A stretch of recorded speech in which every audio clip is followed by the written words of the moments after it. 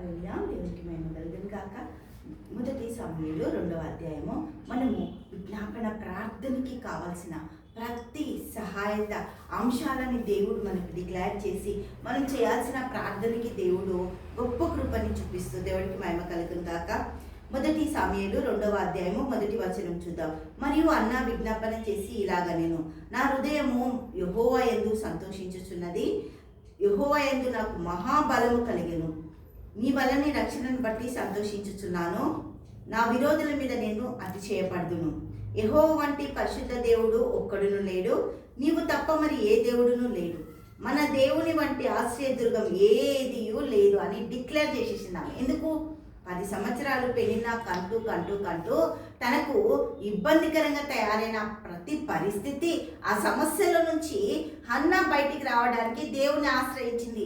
ఎప్పుడైతే నువ్వు దేవుని ఆశ్రయిస్తావో, ఎప్పుడైతే దేవుని సన్నిధిలోకి వస్తావో, దేవుని కార్యాలు నీ జీవితాల్లో మొదలవుతావో, ఇంకా ఏ ఒక్కటి కూడా అడ్డు ఆటంకం ఉండదు. దేవుడికి మహిమ కలుగును గాక. ఇక్కడ హన్నా ఒకటే ప్రార్థన చేసి, యెహోవా నాకు మహాబలము, బలహీనమైన నా ఒక గర్భాన్ని దేవుడు బలపరిచిండు, బలంగా మార్చిండు, అందులో నుంచి నాకు మంచి ప్రవక్తని అనుగ్రహించిండు అని దేవాది దేవునికి కృతజ్ఞతలు చెల్లిస్తూ దేవుని సన్నిధిలోకి ఆ బిడ్డని సమర్పించి తను ఒకటే అంటుంది, యెహోవా వంటి మహాదేవుడు ఎవరున్నారు? నా బిడ్డని పోషించే పోషకుడు ఆయన, నా బిడ్డని సంరక్షించే మంచి సంరక్షకుడు ఆయన, నా బిడ్డని కావలసిన ప్రతి తీరుతెన్నుల్లో తీర్చిదిద్దడానికి, నా బిడ్డకు కావాల్సిన మంచి జ్ఞాన వివేచన ఇవ్వడానికి ఆయన వంటి దేవుడు ఎక్కడున్నాడు? అసలు అటువంటి దేవుడే లేడు అని ఆమె డిక్లేర్ చేసి, యెహోవా వంటి పరిశుద్ధ దేవుడు ఒక్కడును లేడు, నీవు తప్ప మరి ఏ దేవుడును లేడు, మన దేవుని వంటి ఆశ్రయదుర్గం ఏదీ లేదు. యెహోవా అనంత జ్ఞానియగు దేవుడు, ఆయనే క్రియలను పరీక్షించువాడు.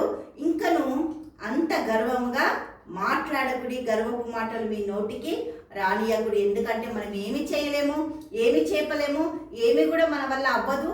నేనైతే జీరోకి వెళ్ళిపోయినా నా దేవుడే నన్ను తల్లిగా చేసిండని చెప్పి అన్న విజ్ఞాపనలో ఇక్కడ అన్ని బయటికి తీసుకొస్తుంది. ఆమె ఏమంటుంది తెలుసా? 6వ వచనం చూస్తే, హల్లెలూయా, జనులను సజీవులుగాను మృతులుగాను చేయువాడు యెహోవాయే, వేరే ఎవ్వరు లేరంట. సజీవులుగా చేయవాడు ఆయనే, వాళ్ళని మృతి చెందించేవాడు ఆయనే. ఆమె ఏమంటుంది? 5వ వచనం, తృప్తిగా భుజించిన వారు అన్నం కావాలని కూలికి పోదురు, ఆకలి కొనిన వారు ఆకలి తీరా తిందురు. గొడ్రాలు 7 పిల్లలని కనును, అనేకమైన పిల్లలు కనినని కుషించిపోవును. కానీ గొడ్రాలకి ఎంతమంది పుడతారట? 7. అన్ని ప్రవచనాలు రిలీజ్ చేస్తుంది. దేవుడికి మహిమ కలుగును గాక.